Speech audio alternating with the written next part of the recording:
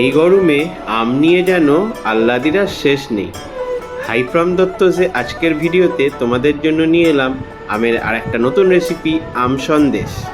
আম সন্দেশের জন্য আমাদের লাগবে পাকা আম, ছানা, চিনি আর গুঁড়ো দুধ। চলো এবার শুরু করা যাক রেসিপিটা। প্রথমেই আম, ছানা, চিনি এই তিনটেকে মিক্সিতে দিয়ে ভালো করে একটু ফেটিয়ে নিতে হবে। ঠিক এইরকমভাবে তিনটে জিনিসকে মিশিয়ে নিতে হবে। এরপর আমাদের লাগবে গুঁড়ো দুধ আর চিনি। পাত্রে জল গরম করে তারপর তাতে গুঁড়ো দুধটা মিশিয়ে দিতে হবে। দুধটা যখন একটু ফুটতে শুরু করবে তখন এতে চিনিটা ঢেলে দিলাম। যখন দুধটা পুরোপুরি ফুটতে শুরু করবে তখন এখানে আম আর ছানার ওই মিশ্রণটা ঢেলে দিতে হবে। দিয়ে এবার ভালো করে এটাকে নাড়াচাড়া করতে হবে।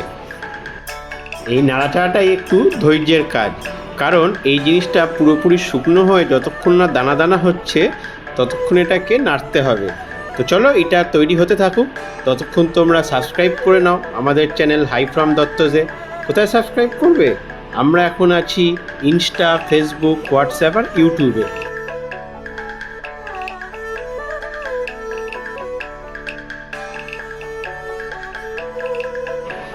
তোমরা এবার দেখতে পাচ্ছ জিনিসটা আস্তে আস্তে কতটা শুকিয়ে গেছে, কতটা ঘন হয়ে গেছে। এখন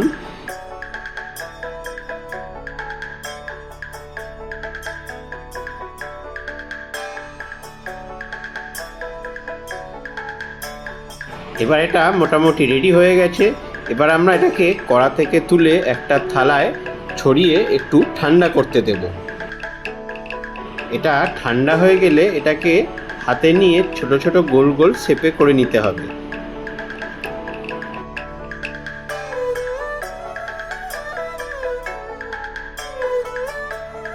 দেখতে পাচ্ছ আম সন্দেশ প্রায় অলমোস্ট রেডি।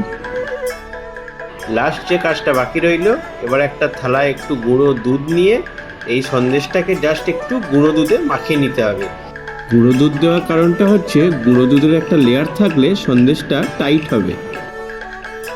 ব্যাস আর কি, আম সন্দেশ তৈরি। তোমরাও বাড়িতে ট্রাই করে জানিও কিন্তু কেমন খেতে হলো। আর এই ভিডিওটা ভালো লেগে থাকলে লাইক, কমেন্ট আর শেয়ার করে দিও। আর আমাদের চ্যানেল হাইফ্রম দত্ত সাবস্ক্রাইব করে নিও। আবার দেখা হবে পরের ভিডিওতে। Till then, tata.